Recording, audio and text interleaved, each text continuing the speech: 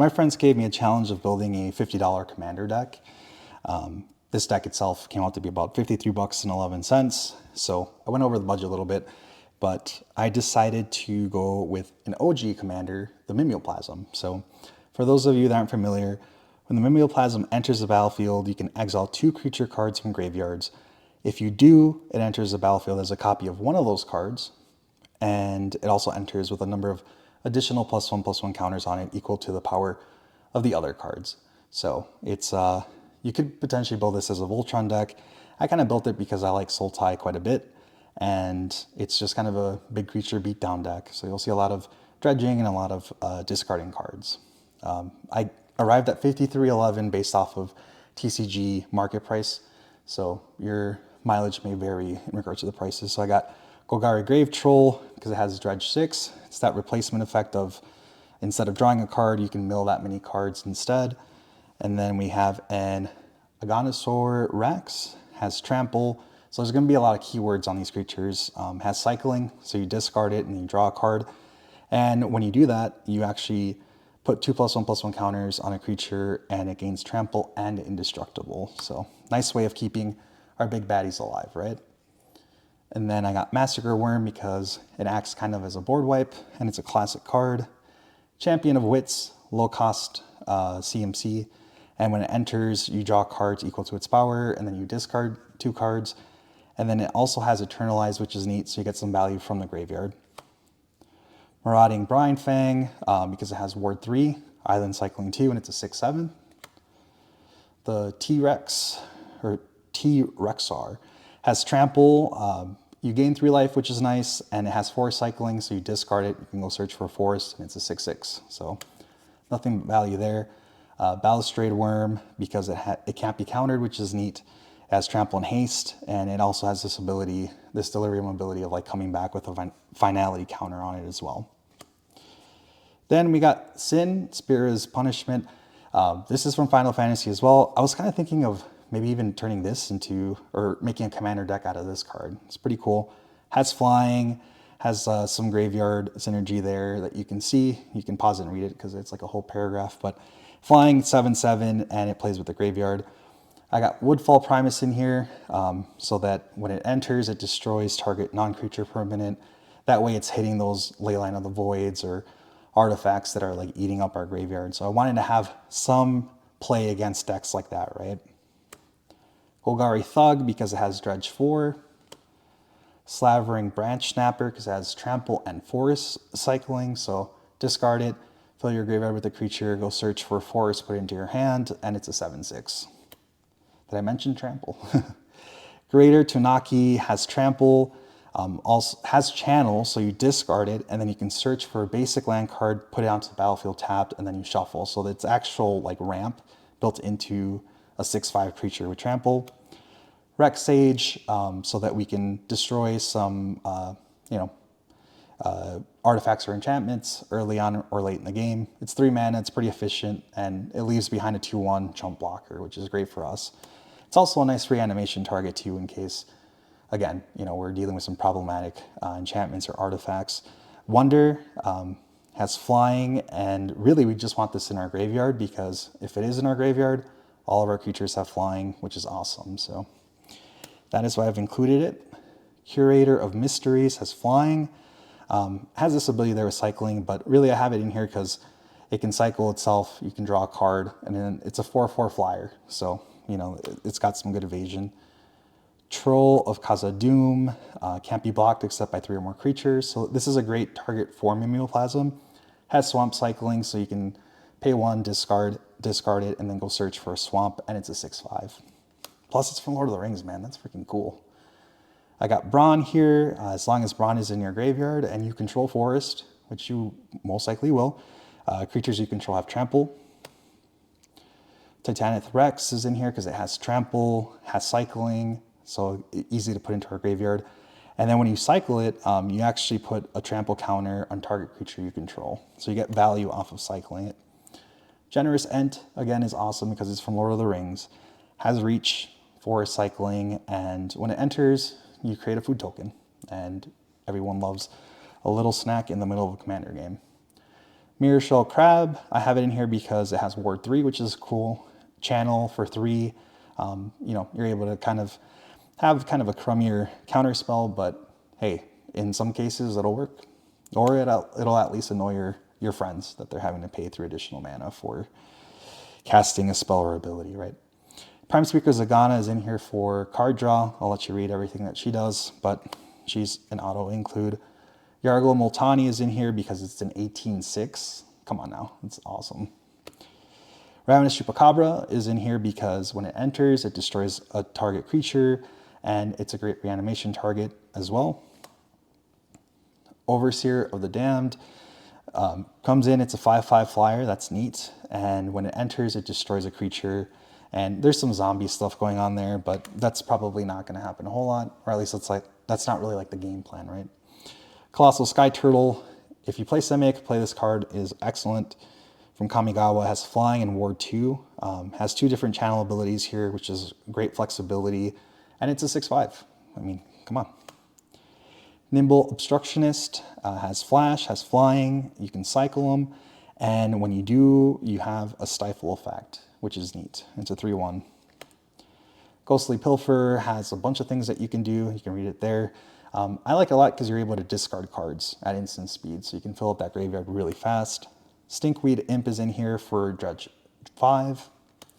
Also has Death Touch and Flying, so I suppose if you hard cast it, it's not too bad either. Have an Ice Flan or Flan for my Latinos out there. When it enters, you tap target artifact or creature an opponent controls, and you put a stun counter on it. So that's kind of a cool tempo play. Also has island cycling, so you know you're kind of making sure that you're getting the right colors to cast spells. Then we have a Timberland Ancient, Reach and Trample, and has 4 cycling, and it's a 6/5. Ewit is in here because we are for sure going to mill cards that we don't want to mill, so we're able to get them back. Striped Riverwinder is here for Hexproof. It has cycling, and it's a 5/5. Noose Constrictor is an old card that is awesome because you're able to discard cards at instant speed, and you can pump up the Noose Constrictor, so you know it might be a surprisingly good attacker if you have a bunch of cards in your hand. Diamond Weapon is from Final Fantasy, awesome looking artwork, and it costs 1 less for each permanent card in your graveyard, so you're going to fill up that graveyard for sure. It has Reach, and it has Immune, so prevent all combat damage that would be dealt to Diamond Weapon. I think this is a great target for Mimeoplasm to come in as a copy of this. Then our instants, we have Otherworldly Gaze to fill up our graveyard and to give us some card choice off the top of our deck, and it has Flashback too, so you can cast it from the graveyard. Sultai Charm is in here because it's flavorful, and it also gives us some versatility, so you're able to destroy target monocolored creature, you can destroy an artifact or enchantment, or you can draw 2 cards and then discard a card, which is helping our game plan, of course. We have a Nature's Claim, just a very efficient card. I love playing this card. I don't know. It's in green and it's cheap, and who cares about giving your opponent 4 life? That's fine. Rapid Vigor is in here because we can't play Heroic Intervention because it's too expensive. You regenerate each creature you control. This is okay. I think the problem is that a lot of people still play like Wrath of God, and they play Damnation in Commander. So those 2 say that creatures don't regenerate. Although it seems like people are playing more, you know, just straight up exile creatures. So I don't know. It's in here. I'm not sure if it's like a great choice or not, but have Negate just to have some interaction on the stack, give us a chance. Frantic Search is in here to fill up our graveyard. Revitalizing Repass is here to, you know, protect 1 creature or protect our Mimeoplasm by giving it indestructible, and it also is a land on the other side. Not a very exciting land, but hey, it's a land in a pinch. Grapple with the Past, again, just to fill up the graveyard. I got an Auroral Procession to return stuff from our graveyard. Golgari Charm has a lot of flexibility, and really I have it in here just to destroy enchantments for the most part. Thought Scour to fill up our graveyard some more. Resentful Revelation is from Final Fantasy, which is cool, so look at the top 3 cards of your library, put one of them into your hand and the rest into your graveyard.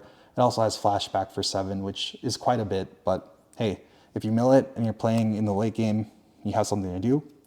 Reanimate, because it's just 1 black, put a creature from anyone's graveyard onto the battlefield under your control. Revive the Shire kind of acts as another way of getting permanents from our graveyard. Not as good as Eternal Witness, I suppose, but it's another way of recovering in case we mill something important.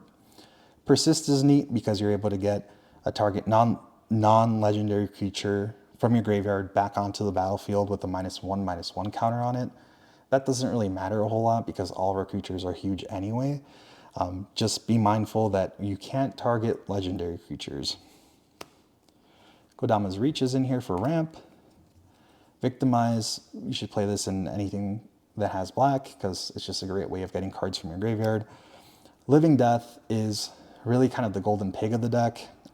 If you get to this and you have a full graveyard, there's a really good chance that you're going to win, especially more like casual tables. Obviously, we're not playing CDH with this.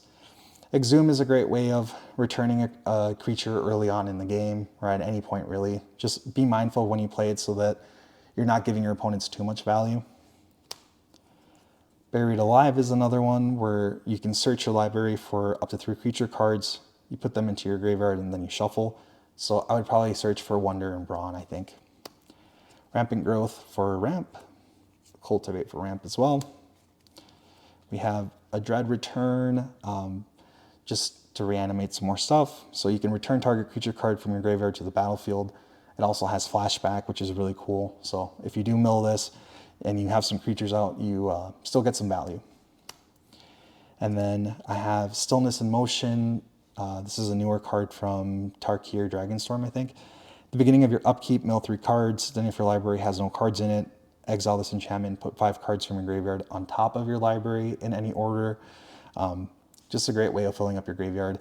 That last bit probably, like, there's something I could do with it, but realistically, the deck doesn't have like any combos in it. It's just more of, like I said, hey, here's big stompy boys, right? Ripples of Undeath is actually kind of expensive now. It's an enchantment that lets, at the beginning of your pre-combat main phase, you mill 3 cards, then you can pay 1 of any color and 3 life, and if you do, you put a card from among those cards into your hand. So nice way of filling up your graveyard selectively. Animate Dead, just so you can get a creature back from your graveyard. As long as Animate Dead is enchanting that creature can remain on the battlefield. If it gets destroyed, that creature also gets destroyed, I believe. Arcane Signet, because why not? Soul Ring, because, I mean, this artwork is just badass. Dakmor Salvage for the Dredge. Kishla Village for the Surveil. And then I think the rest of these lands aren't too exciting. So Haunted Mire, Exotic Orchard, Command Tower, and a bunch of basics. Ooh, that's kind of neat. Yeah, so you definitely don't have to have like cool basics like this. You can just run basics, whatever basics that you want. I think I did not include the basics as part of the basic lands as part of the cost of the deck because most people have basic lands everywhere, or you can get some at your local LGS or ask your nerdy friends and they'll for sure have some. But yeah, that's my Mimeoplasm deck. It's $53.11. Like I said, I based the prices off of TCG market price, I think. Anyway, let me know what you think about the deck. Please feel free to like, subscribe, and comment. In the comments, I'd really love to hear if there are any cards that I missed that I should be adding to this or that I should be removing. So anyway, thank you again for watching. Hope you have a great day. Catch you later.